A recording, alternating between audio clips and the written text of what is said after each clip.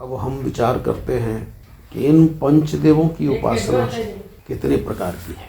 जैसा कि आप जानते हैं, हमारे यहाँ उपासना के 9 भेद हैं। इसका वर्णन श्रीमद् भागवत के 7वें स्कंद के 5वें अध्याय के 23वें श्लोक में है।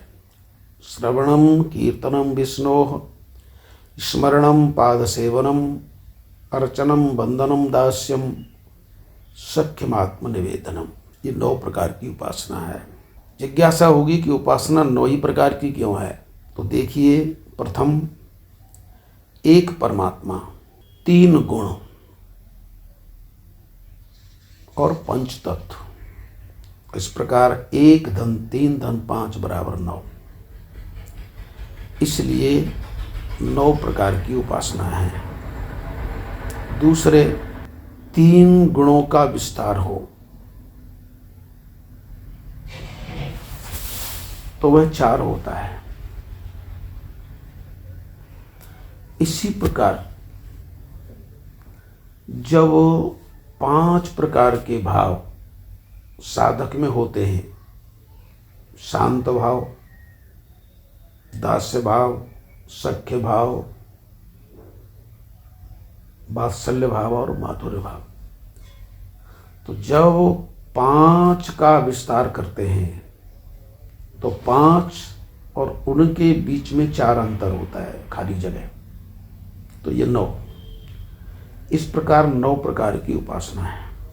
तो प्रथम तो एक परमात्मा, 3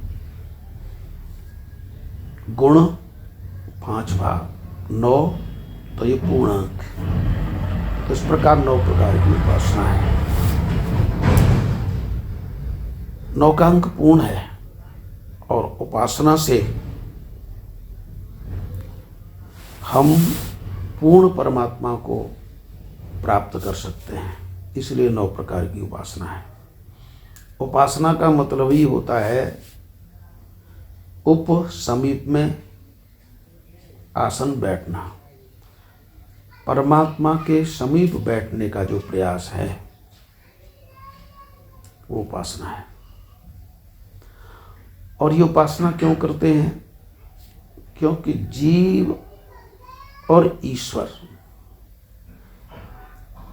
इन दोनों के मिलन में 3 चीज बाधा देती हैं: मल, विक्षेप और आवरण।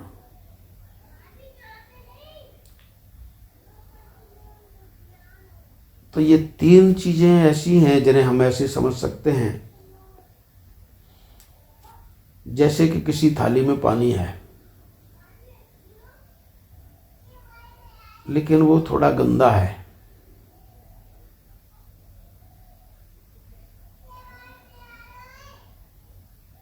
और उसके ऊपर कुछ कपड़ा भी पड़ा है। खुले में थाली रखी है, ऊपर सूर्य भगवान प्रकाशित हैं, लेकिन फिर भी उस थाली में सूर्य का प्रतिबिंब नहीं पड़ेगा। वैसे ही हमारे अंतःकरण में परमात्मा का दर्शन क्यों नहीं होता? क्योंकि 3 आवरण हैं: मल, विक्षेप और आवरण। गंदा जल मल है,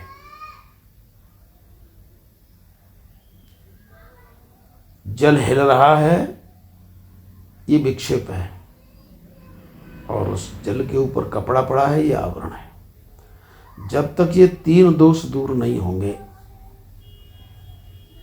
तब तक निकटस्थ परमात्मा भी दिखाई नहीं देगा। तो जल की गंदगी दूर करने के लिए उसमें फिटकरी आदि डालें, गंदगी नीचे बैठ जाएगी। और इस गंदगी को दूर किया जाता है कर्मानुष्ठान से, सात्विक धर्माचरण से। और जो जल हिल रहा है, ये जो विक्षेप है, इसको हम उपासना के द्वारा दूर करते हैं। और इस उपासना के 9 भेद हैं ही। तो उपासना के द्वारा विक्षेप दूर होता है, तथा जो आवरण है, कपड़े का पड़ा है, ये ज्ञान के द्वारा। तो कर्म, उपासना तथा ज्ञान, ये 3 प्रकार के साधन बताए हैं।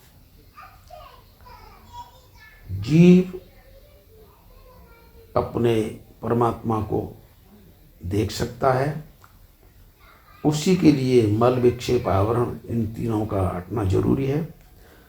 तो उपासना के 9 भेद हैं। अपनी तरफ से परमात्मा को प्राप्त करने की जो साधना है, उपासना है।